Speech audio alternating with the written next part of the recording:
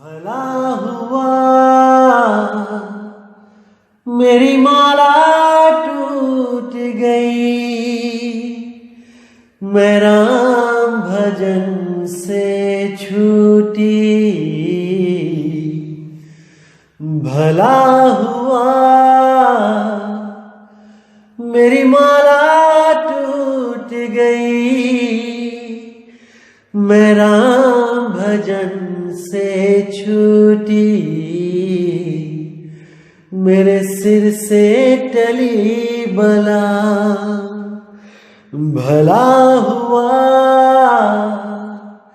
मेरी माला टूट गई, मैं राम भजन से छूटी।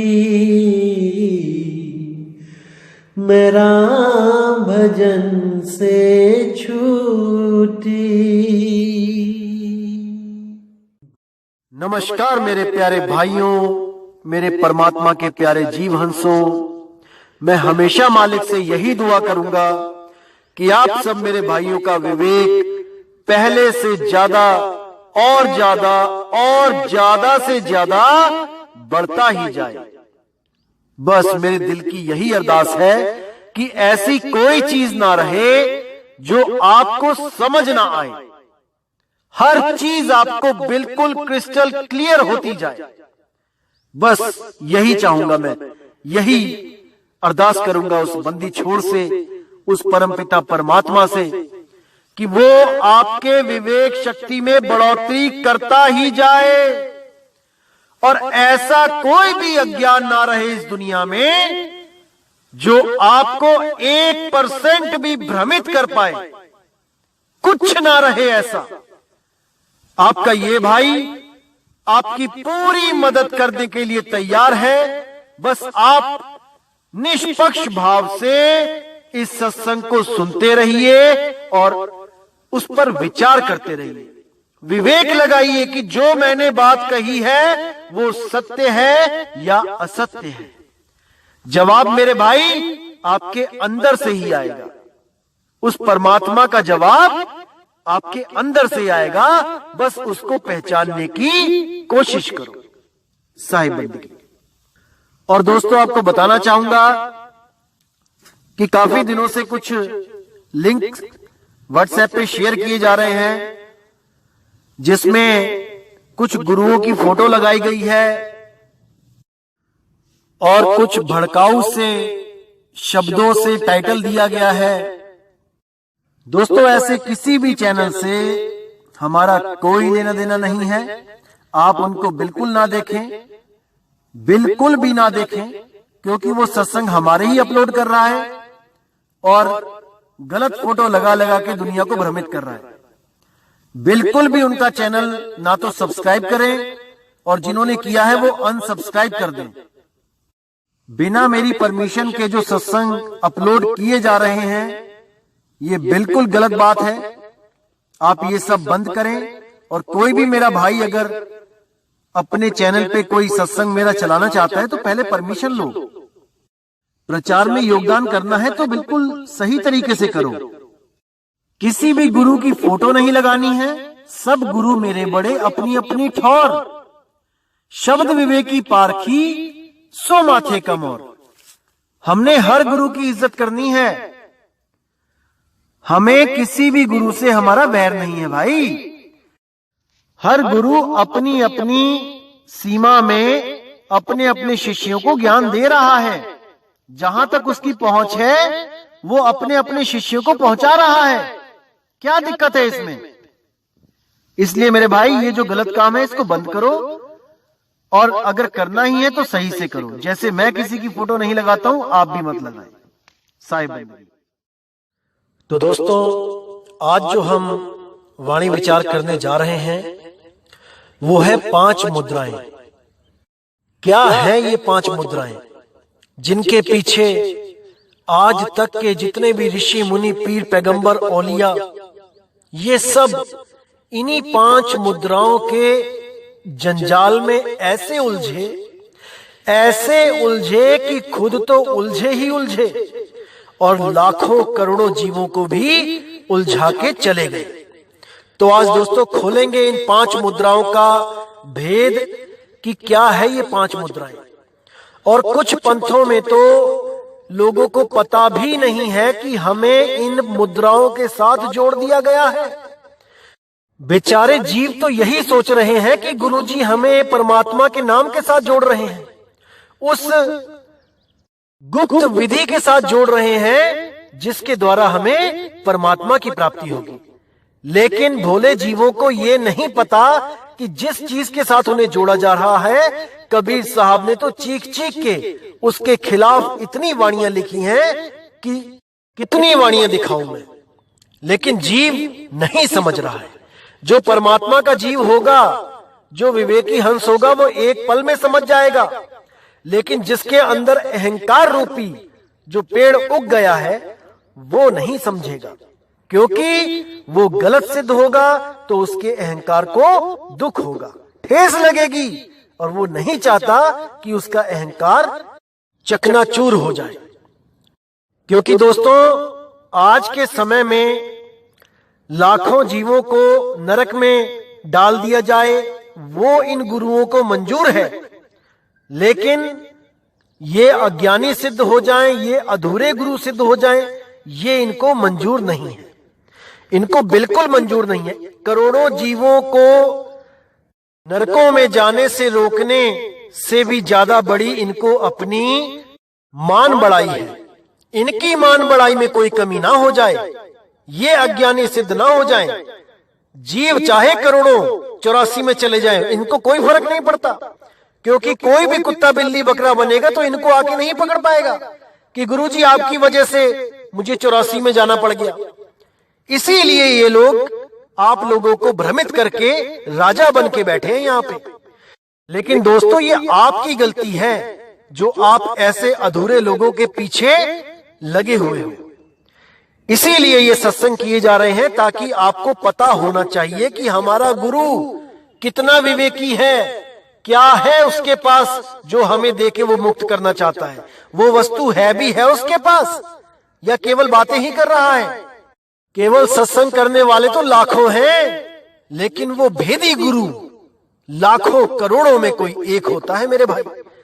जो आपकी जिंदगी में आ जाए तो आपका जन्म सफल हो सकता है, वरना सत्संग सुनते रहो और 84 में जाते रहो। यही होता आया है आज तक। तो मेरे भाइयों, आज हम 5 मुद्राओं पे सत्संग करेंगे। पहले आपको बताना चाहूंगा ये 5 मुद्राएं क्या होती हैं, कौन इनको करता है, किसके ये काम की चीज है और किसके काम की बिल्कुल नहीं है, ये सब आज बताया जाएगा।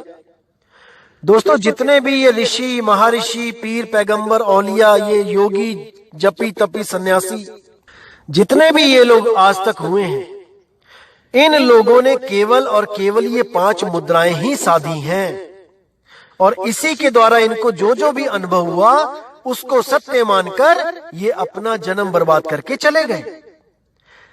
इन 5 मुद्राओं के क्या नाम हैं? सबसे नंबर 1 पे है खेचरी, नंबर 2 पे है भूचरी, नंबर 3 पे है चांचरी, नंबर 4 पे है अगोचरी, नंबर 5 पे है उन्मुनी। इन्हीं 5 मुद्राओं के चक्कर में सारा जगत उलझा हुआ है, सारा कबीर पंथ उलझा हुआ है, सारा ही योग मत उलझा हुआ है। चाहे वो किसी भी संस्था से क्यों ना जुड़ा हो कोई जीव, इन्हीं 5 मुद्राओं को तोड़ मरोड़ के पेश कर दिया जाता है। कोई पंथ 1 मुद्रा दे रहा है, कोई 2 मुद्राएं दे रहा है, कोई 3 दे रहा है, कोई 4 दे रहा है, और कोई सारी की सारी 5 दे रहा है। लेकिन ये सारा ही भरम जाल है। चाहे 1 जप लो, चाहे 2 कर लो, चाहे 5 कर लो। तो इसी पर आज सत्संग किया जाएगा। आज आपको खोल के बताया जाएगा कि ये मुद्राएं आखिर होती क्या हैं। और अगर आप इनमें से कुछ भी कर रहे हो और आपको उस विधि का, उस क्रिया का नाम नहीं पता है, तो आप मैचिंग कर सकते हो कि आप क्या कर रहे हो इस वक्त, कौन सी मुद्रा करवाई जा रही है आपको, ताकि आप भ्रमों से बाहर निकल सको। तो दोस्तों पहली जो मुद्रा है वो है खेचरी।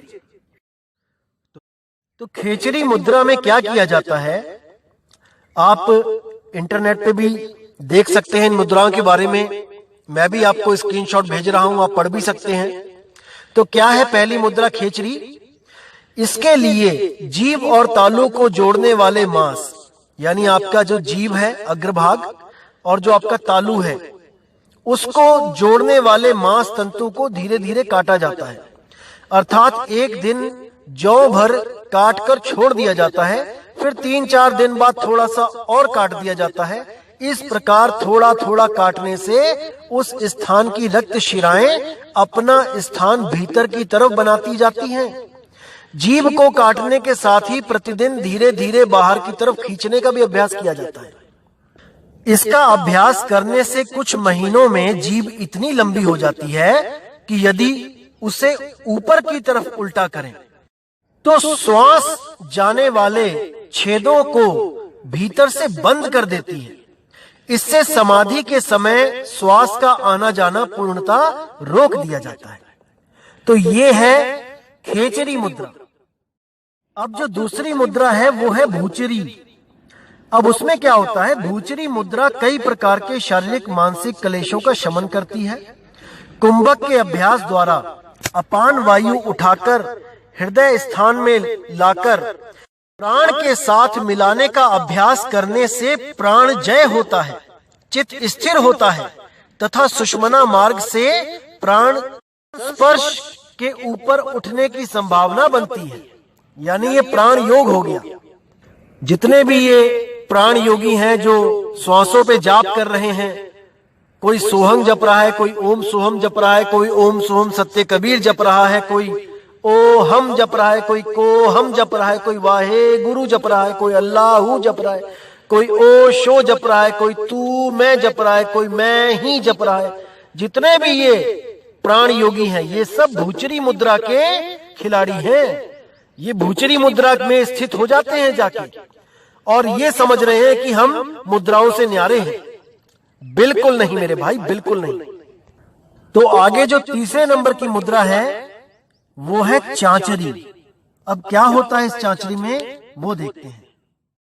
तो चांचरी में बताया गया है सर्वप्रथम दृष्टि को नाक से 4 अंगुल आगे स्थिर करने का अभ्यास करना चाहिए। इसके बाद नासाग्र यानी कि नासिका के अग्र भाग पर दृष्टि को स्थिर करना चाहिए। फिर भूमध्य में दृष्टि स्थिर करने का अभ्यास करें। इससे मन एवं प्राण स्थिर होकर ज्योति का दर्शन होता है। अब ये जो चांचरी मुद्रा है ये कई कबीर पंथियों में भी बताई जाती है। मुझे तो इतनी हैरानी होती है कि कैसे लोग इन अधूरे गुरुओं के चक्कर में पड़ जाते हैं। पढ़े लिखे लोग वो समझ ही नहीं पाते कि उनको करवाया क्या जा रहा है। यही चांचरी का ज्ञान गीता में भी दिया गया है, जिसमें कृष्ण जी ने बोला है कि योगी को नाक के अग्रभाग पर ध्यान लगाना चाहिए। अब वही चांचरी मुद्रा अगर कबीर पंथ में भी आ गई तो मेरे भाई डिफरेंस कहां रहा?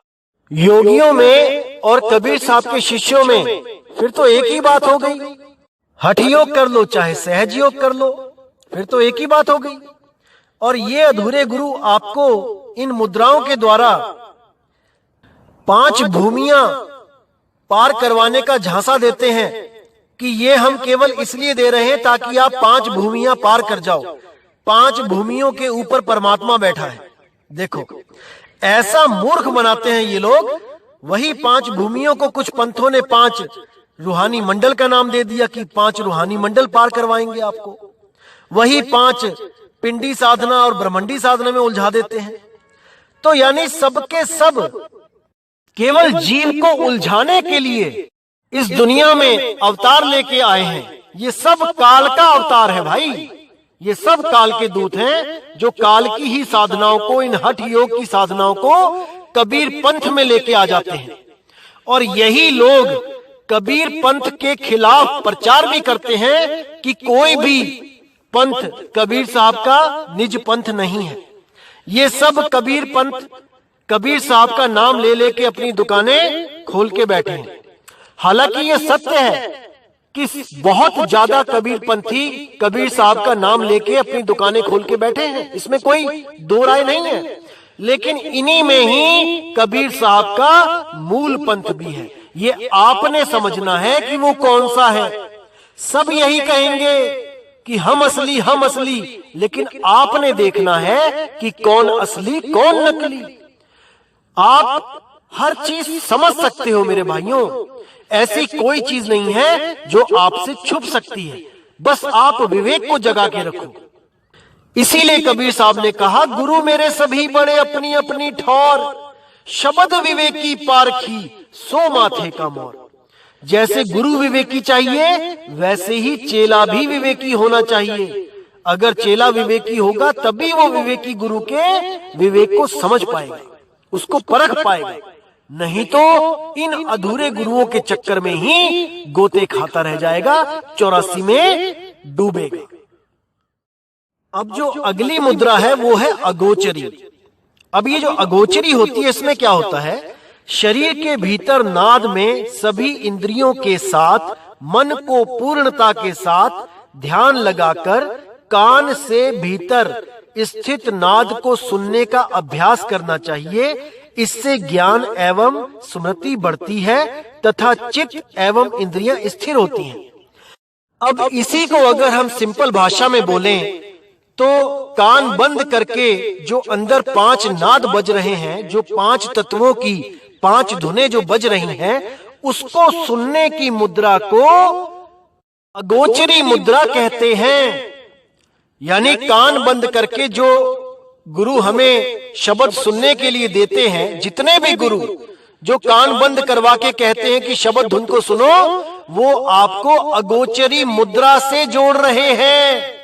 समझ जाओ मेरे भाइयों, इसको समझ जाओ। ये इन्हीं 5 मुद्राओं में से एक मुद्रा है जिसको हठ योगी करते हैं, सहज योगी कदापि नहीं करते। क्योंकि साहिब कहते हैं, आंख न मूंदो कान न रूंदो, तनिक कष्ट मत धारो, खुले नयन पहचानो हंस हंस, सुंदर रूप निहारो। तो ये जितने भी पंथ हैं, ये कबीर साहब की वाणियां तो लेते हैं, लेकिन ये उनका सार नहीं जानते, ये उसकी विधि नहीं जानते। इसीलिए ये घुमा फिरा के इन्हीं 5 मुद्राओं में उलझा देते हैं। अब जो 5वीं मुद्रा है वो है उन्मुनी। अब इस मुद्रा में क्या होता है, इसमें सहस्रार जो सर की चोटी वाला स्थान है, उसमें पूर्ण एकाग्रता के साथ मन को लगाने का अभ्यास करने से आत्मा परमात्मा की ओर गमन करने लगती है और व्यक्ति ब्रह्मांड की चेतना से जुड़ने लग जाता है। अब यहाँ पर जो लिखा गया है कि आत्मा परमात्मा की ओर गमन करने लगती है, ये केवल इसलिए लिखा गया है क्योंकि ये इसको परमात्मा समझ रहे हैं कि उन्मुनी मुद्रा साध के हम परमात्मा को प्राप्त हो जाएंगे। ये कैसे साधी जाती है दोस्तों, जब इन्हीं 4 मुद्राओं में आप निपुण हो जाते हो, तब उसी के द्वारा जो 5वीं स्थिति बनती है, जिसको हम कह देते हैं कि 4 भूमियां, 4 रूहानी मंडलों को पार करके 5वां जो लास्ट सहस्रार चक्र पे जब पहुंचता है जीव अंदर की तरफ से, यानी इंगला पिंगला सुषुम्ना के बीच में से होता हुआ जब सहस्रार तक पहुंचता है, तब वहां पर जो इतना अनंत प्रकाश दिखाई देता है, इतना ज्यादा प्रकाश दिखाई देता है, उसको ये जीव परमात्मा समझ के भ्रमित होके वहीं रुक जाता है। यही उसके सफर का अंत स्थान होता है, यहीं पर उसको परमात्मा की प्राप्ति हो जाती है। लेकिन वो नकली होता है, वो असली नहीं होता। वो उसको केवल भ्रमित करने के लिए इस मन और माया ने एक चाल बनाई होती है, एक शिकंजा बनाया होता है, जहां पर वो भ्रमित हो जाता है और अपना अनमोल जीवन हमेशा के लिए बर्बाद कर देता है। फिर जाने कितने युगों के बाद उसको फिर एक बार इंसान चोला मिलता है और फिर उसको गुरु मिले ना मिले कोई गारंटी नहीं। इसलिए मेरे भाई, इसी जन्म में निर्णय कर लो, इसी जन्म में परख कर लो कि किस गुरु की शरण में जाना है। जो ये 5 मुद्राएं साधते हैं दोस्तों, एक पल में उनको त्याग देना चाहिए, क्योंकि कबीर साहब की वाणी है, मैं आपको दिखा रहा हूं, और इसमें बहुत स्पष्ट आपको समझ में आएगा कि कबीर साहब क्या कहना चाहते हैं। तो कबीर साहब का शब्द बताने से पहले मैं आपको एक और चीज बता देता हूं कि एक जो शब्द है संतो सहज समाधि भली है, उसमें इन काल के दूतों ने कुछ मिलावट ऐसी करी कि अंत की पंक्तियों में उन्होंने लिख दिया, कहे कबीर ये उन्मुनी रहनी सो प्रगट कर गाई, सुख दुख से कोई परे परम पद सो पद है सुखदाई। मतलब कि जो काल के दूत स्वयं इन 5 मुद्राओं को साध रहे थे, उन्होंने कबीर साहब को भी इन 5 मुद्राओं के वश में करने की कोशिश करी कि कबीर साहब भी 5 मुद्राओं के अधीन थे। वो भी इन 5 मुद्राओं को ही सधवाना चाहते थे, लोगों को बताना चाहते थे कि उन्मुनी मुद्रा में रहो। दोस्तों, आप विवेकी हो, एक पल में समझ सकते हो कि ये सत्य है कि नहीं है। आप विवेकी हो इसलिए मैंने पहले भी कहा था कि लिखे पढ़े तो बहुत हैं, लेकिन पढ़ा लिखा कोई नहीं है। जो लिखा हुआ है चाहे वो गलत ही लिखा हो, उस पर विचार नहीं करेंगे कि ये तो कबीर साहब के हिसाब से गलत लिखा है, इसको सही किया जाए, बल्कि जो गलत लिखा हो उसको कहते हैं ये तो प्रमाण है, ये तो कबीर साहब की वाणी है, इसमें जो लिखा है वही सत्य है। अरे मेरे भाई, कबीर साहब कहते हैं मसीह कागज छुआ नहीं, कलम गही नहीं हाथ, और चारों युग की महिमा कबीर मुख ही जनाई बात। यानी मैंने कभी कागज कलम को हाथ नहीं लगाया, और जितना भी ज्ञान था मैंने भाग के सुनाया। लिखने वाले कोई और थे, और जब वो सब चले गए तो उसके बाद कितनों ने मिलावट करी, इसकी कोई गिनती नहीं। लेकिन विवेकी हंस एक पल में समझ जाएगा कि कहां पे मिलावट है। अगर वाणियों में मिलावट है तो मेरे भाई मीटर भी वाणियां ही हैं, सब वाणियों में मिलावट नहीं हो सकती। इसलिए वाणियों के द्वारा ही वाणियों में जो मिलावट है उसको पकड़ेंगे, और जो विवेकी होगा वही पकड़ पाएगा। तो दोस्तों, अभी मैं जो आपको वाणी दिखाने जा रहा हूं वो आप अच्छी तरह समझ लो, जिसमें उन्मुनी मुद्रा जो सबसे ज्यादा खतरनाक है जिज्ञासु जीवों के लिए, जो सत्य भक्ति को ढूंढ रहे हैं, लेकिन ये अधूरे गुरु उनको उन्मुनी मुद्रा में उलझा देते हैं। तो इसी को आज खोलेंगे दोस्तों, इस उन्मुनी मुद्रा का जो जाल है उसको तोड़ेंगे। आइए वाणी देखते हैं। तो क्या कहती है वाणी? खेचरी ना भूचरी ना चांचरी अगोचरी, उन्मुनी 5 की गम नाही, अधर तान तानिए रेचक कुंभक पूरक को ढंग नाही, पड़े गुने वाद करे कबू नाही मानिए, श्वासा का जाप करे झूठ सो बखानिए, अक्षर पार नी अक्षर भरपूर है, कहे कबीर सत्य कर मानिए। तो साहिब इस वाणी में बिल्कुल स्पष्ट कह रहे हैं कि इन 5 मुद्राओं में जो भी जीव उलझे हैं वो वहां तक नहीं पहुंच सकते जहां पर उनकी मुक्ति होगी। खेचरी ना भूचरी ना चांचरी अगोचरी, 5 की गम नाही, ये 5 मुद्राएं वहां तक नहीं पहुंचा सकती जहां मैं ले जाना चाहता हूं। कहां पे? अधर तान तानिए, यानी उस अधर द्वीप पर सुरती को तानो, निशाना साधो। कौन सा अधर? जिसके लिए साहिब ने बोला है अधर द्वीप तहां गगन गुफा में, है निज वस्तु सारा और ज्योत स्वरूपी अलख निरंजन, ये धरता ध्यान हमारा। इन 5 मुद्राओं के साधने से आपको केवल ज्योत और प्रकाश के सिवा कुछ नहीं मिलने वाला, अनहद नाद के सिवा कुछ नहीं मिलने वाला। लेकिन जो साहिब का रास्ता है वो विहंगम योग है। उस विहंगम योग का अर्थ ही समझ जाओगे तो नकली विहंगम योग को छोड़ दोगे, क्योंकि ये 5 भूमियों वाला विहंगम योग नहीं है। विहंगम योग कुछ और है भाई। क्या है विहंगम योग? जैसे एक पक्षी जमीन से उड़ा और सीधे आसमान को घर कर गया, बीच में कहीं नहीं रुका, कोई भूमियां नहीं है, कोई मंडल वंडल नहीं है, यहां से उड़ा और वहां पे पहुंचा। तो बुल्लिया रब दा की पाना, ऐथों पटना उत्थे लाना। अरे बीच में कहां है? बीच में भरम जाल है जो आपको सिखाया जा रहा है। आज इन नकली पंथों ने बड़े बड़े आश्रम खोले हुए हैं, पूरी माया की जय जयकार है, बड़े बड़े मंदिर अरबों खरबों डॉलर के बनवाने में लगे हैं। लोगों के गाढ़े पसीने का, मेहनत का जो पैसा है वो इन ईंट पत्थरों में लगा के अपनी जय जयकार करवाना चाहते हैं।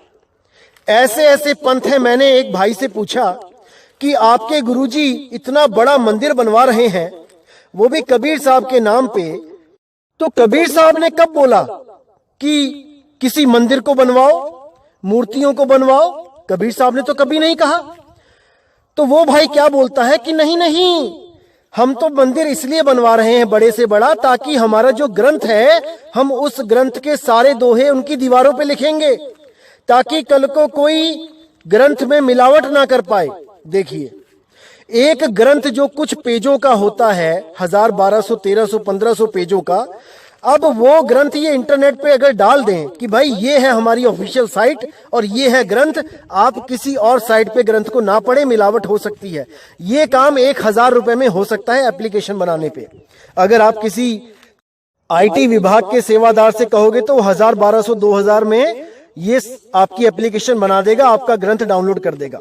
अब उस मिलावट का बहाना बताकर लोगों का पैसा, अरबों खरबों डॉलर लगाने में हिचकिचा नहीं रहे हैं महाराज जी, बल्कि ग्रंथ में मिलावट के बहाने की आड़ में छुप के लोगों का पैसा बर्बाद करने में लगे हैं।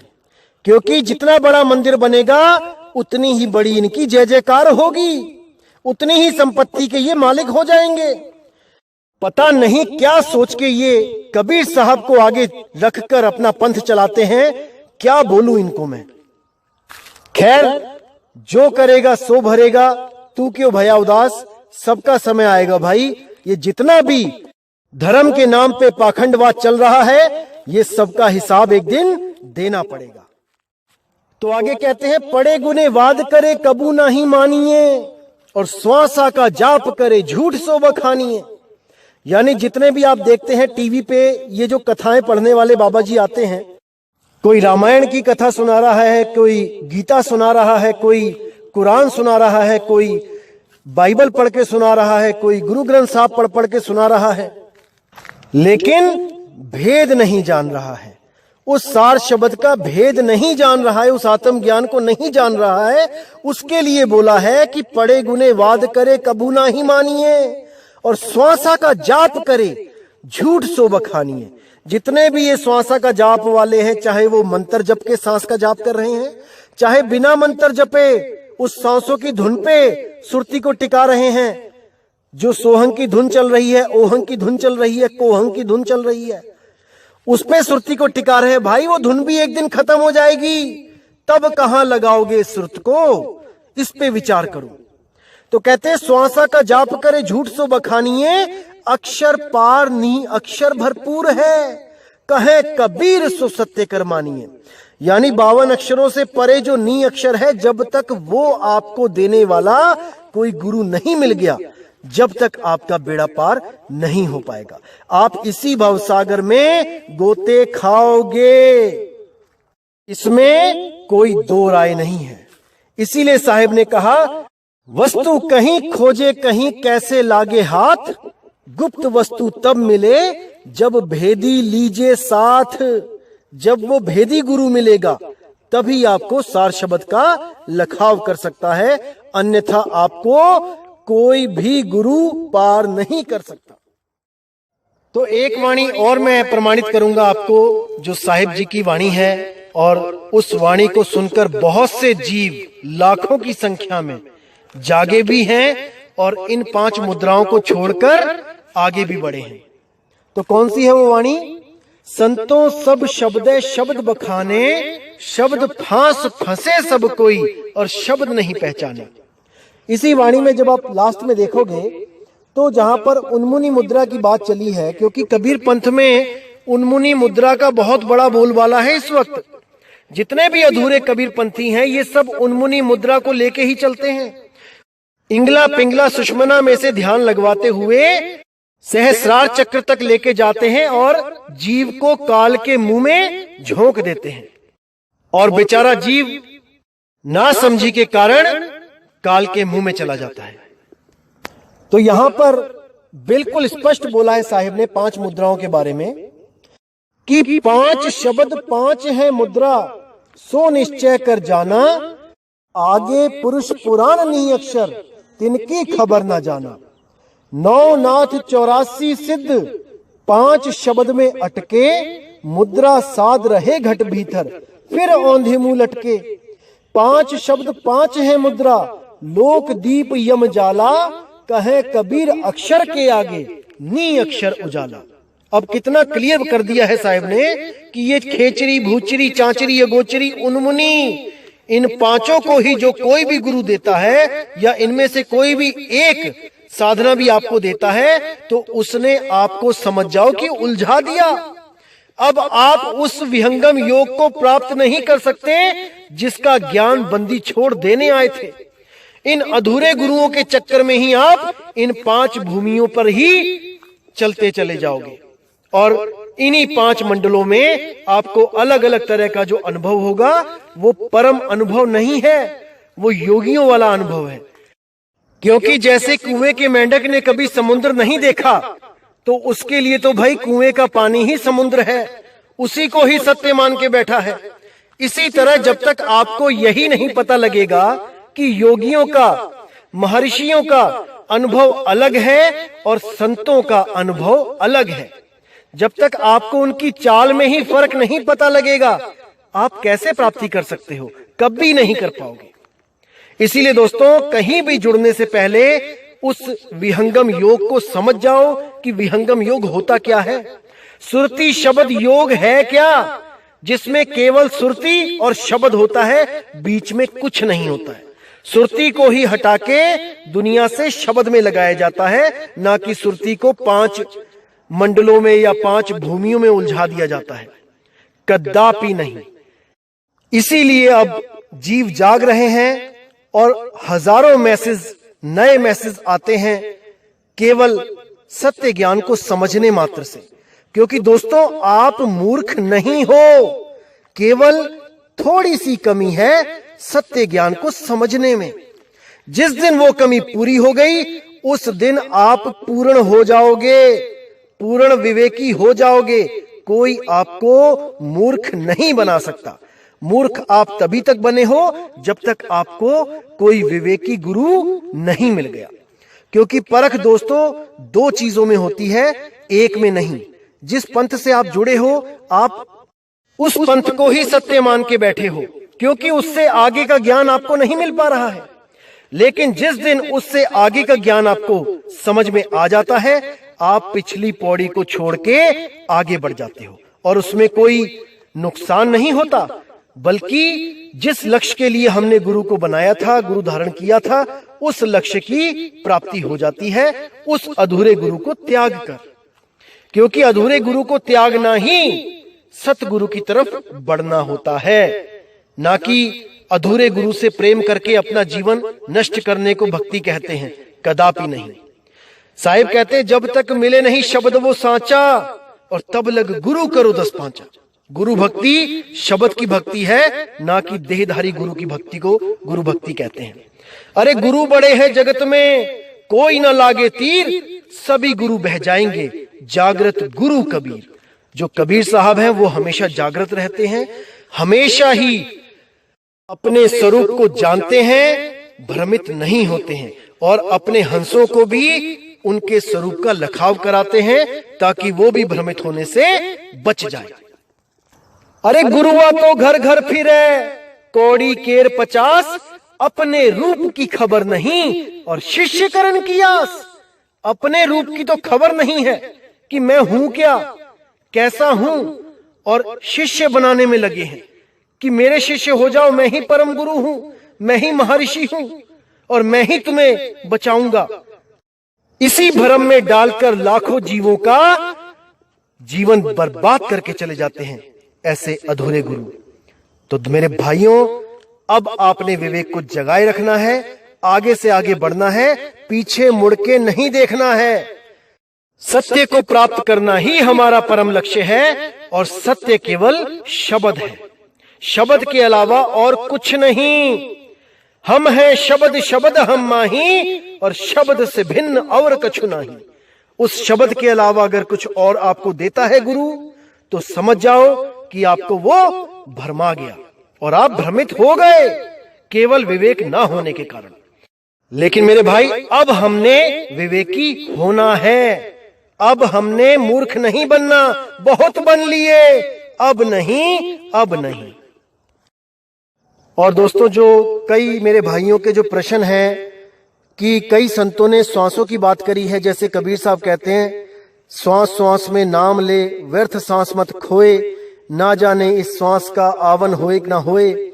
या फिर और भी जो श्वासों के ऊपर वाणियां ली गई हैं, ये सब यही सिद्ध करती हैं कि श्वासों का जाप करना है।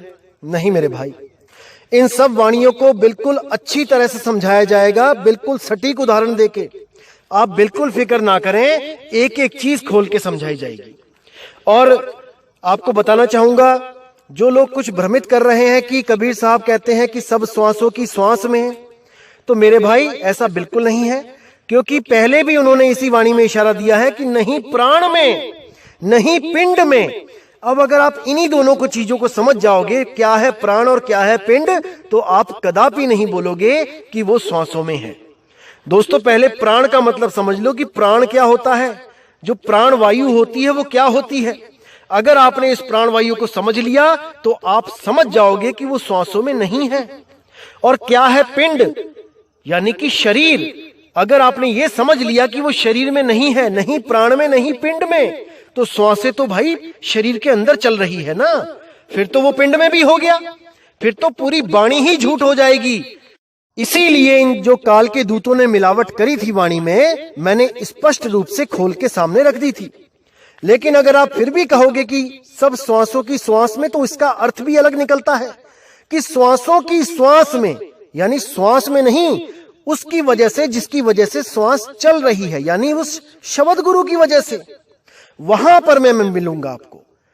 इन श्वासों में नहीं मिलूंगा, क्योंकि ये श्वासें तो एक दिन नष्ट हो जाती हैं। जिस चीज में स्वयं साहिब आके बैठ जाए वो नष्ट नहीं होता भाई, और वो शब्द में है। हम हैं शब्द, शब्द हम माही, वो श्वासों में नहीं है। समझ जाओ इस बात को। खैर, जो मैं सत्संग करूंगा श्वासों के ऊपर, उसमें आप एक एक चीज समझ जाओगे, क्योंकि जल्दबाजी वाला काम नहीं है मेरे भाई। एक एक चीज को समझना है गहराई से, क्योंकि अगर समझोगे नहीं तो विश्वास नहीं बनेगा, विश्वास नहीं बना तो भक्ति नहीं कर पाओगे, क्योंकि भक्ति ही विश्वास की है। कहे कबीर सुनो भाई साधो, मैं तो हूं विश्वास में, ना कि मैं श्वास में हूं। वो विश्वास में है। पहले वाणियों को समझ लो अच्छी तरह कि क्या करना है, क्या नहीं करना है। उसके बाद जो गुरु बताए उस पे अटल विश्वास करो और भक्ति स्टार्ट करो। बस यही मूल है और कुछ नहीं है। तो दोस्तों, आज का सत्संग यही समाप्त करता हूं और बहुत जल्दी फिर एक नया सत्संग लेके आऊंगा। तब तक के लिए मुझे विदा करें और अपने विवेक को जगाए रखें।